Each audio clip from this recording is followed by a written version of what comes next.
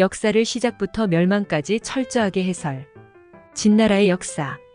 진나라 기원전 905년 기원전 206년은 중국 역사상 최초의 통일 왕조입니다. 주나라 춘추시대, 전국시대에 걸쳐 존재하다가 기원전 221년 중국을 통일하고 기원전 206년 멸망했습니다. 이번 시간에는 진나라의 시작부터 멸망까지의 역사를 천천히 해설하겠습니다. 목차. 진나라의 역사. 진나라 기원. 세력의 확장. 힘의 축적. 군사적 정복과 확대. 중국 통일 진조의 시작. 진나라 멸망. 진조의 정책. 진조로부터 남은 유산. 진나라의 역사. 진은 중국 역사에서 매우 중요한 왕조입니다. 주나라 춘추시대, 전국시대에 걸쳐 존재하며 시황제는 기원전 230년부터 기원전 221년까지 한나라, 조나라, 위나라, 초나라, 연나라 6개국을 정복하고 처음으로 중국을 통일했습니다. 통일에서 멸망까지의 기간을 진조라고 부르는 수도는 함양입니다.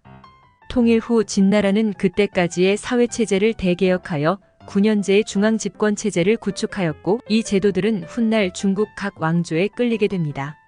또 문자, 통화, 도량형을 통일해 중국에 많은 선구적인 공헌을 했습니다.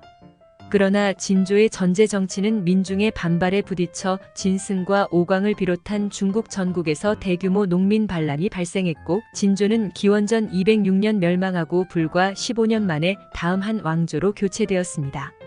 진나라 기원. 진나라 고대사에 대해 쓰여진 기술이 있지만 기술이 정확한지는 알 수 없습니다. 비자는 북서부 친시의 통치자로 임명되었다고 알려져 있습니다. 그는 진나라주의 창설자라고 불립니다. 기원전 672년 진나라 지배자들은 동쪽으로의 확장을 시도했지만 처음에는 다른 주를 정복하는 것을 피했습니다. 왜냐하면 큰 군대가 떠난 후에 주변 부족들에게 공격당할 것을 두려워했기 때문입니다. 세력의 확장. 상감은 기원전 361년부터 기원전 338년 사망할 때까지 수많은 군사적으로 유익한 개혁을 주도했습니다.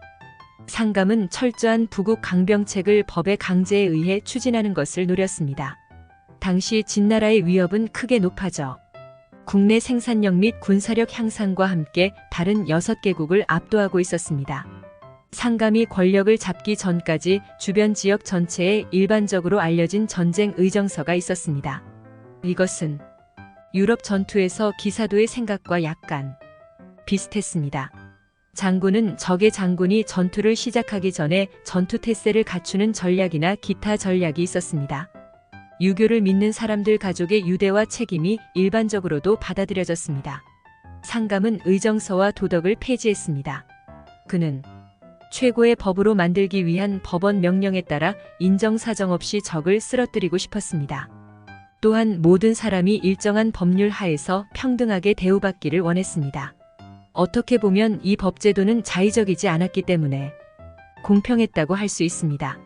상감은 그들이 지배하는 시족의 멤버든 농민이든 누구나 같은 법률에 의해 지배되어야 한다고 생각했습니다. 법 하에서 정치적 반대는 허용되지 않았습니다. 진의 강점 중 하나는 엄격한 중앙관리였습니다. 힘을 축적. 생산을 늘리기 위해 상감은 토지를 민영화하고 수확 할당을 초과한 농민들에게 보수를 주며 할당을 달성하지 못한 농민들을 노예로 만들고 더 나은 인프라를 만들기 위해 그의 주요 건설 프로젝트의 노예를 사용했습니다. 상감은 군대가 보다 쉽게 이동할 수 있도록 그리고 국내 무역을 강화하기 위해 수송 시스템을 개선하고 싶었습니다.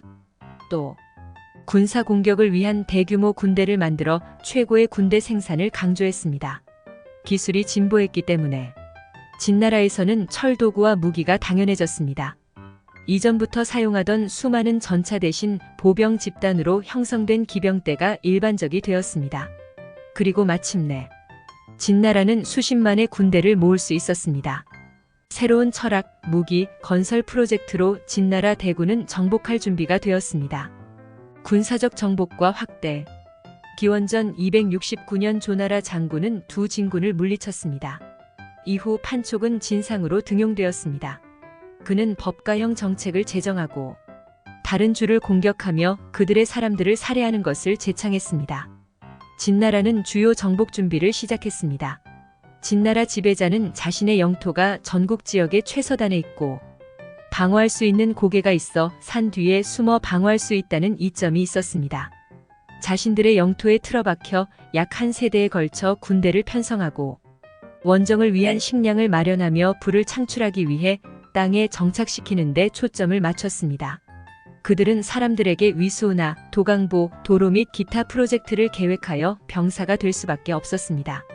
시황제 기원전 260-기원전 210는 기원전 246년 13세 때 진나라를 통치하기 시작했습니다.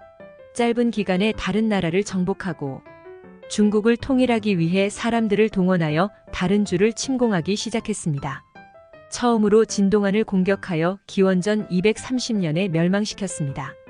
그리고 북쪽으로 향하다가 조나라가 기원전 228년 항복하면서 최북의 연나라가 이어졌고 기원전 226년 함락되었습니다.